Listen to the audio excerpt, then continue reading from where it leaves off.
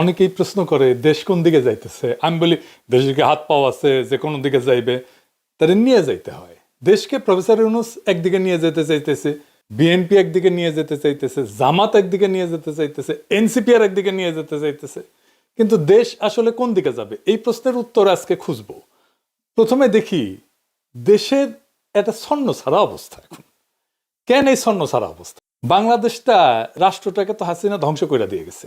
সেটার একটা পুনর্গঠন দরকার ছিল, সেটা আমরা করতে পারি নাই। তার মূল কারণ বিএনপি না, বিএনপি না, মূল কারণ প্রফেসর ইউনূস নিজে। উনি জানেনই না কেমনে কাজটা করতে হবে, কারে দিয়ে কাজটা করাইতে হবে। প্রথমে কমিশন করলেন গন্ডাখানিক, সংস্কার কমিশন। বেশিরভাগ সংস্কার কমিশন অশ্বডিম্ব প্রসব করছে। 2024 প্রফেসর ইউনূসের সরকার কইল বড় সড়ো পরিবর্তনের কথা ভাবতেছে, বড় সড়ো আর কি এই কমিশনগুলা। তো কারণ হাইজানি হাইজে আমি না আমার অত সময় নাই, আমার ঘোড়ায় আসবো এইটা সাহেব, এটা ঘোড়াকে আশা দেয়। শুনেছেন কুজারও চিত হয়ে শোয়ার শখ হয়।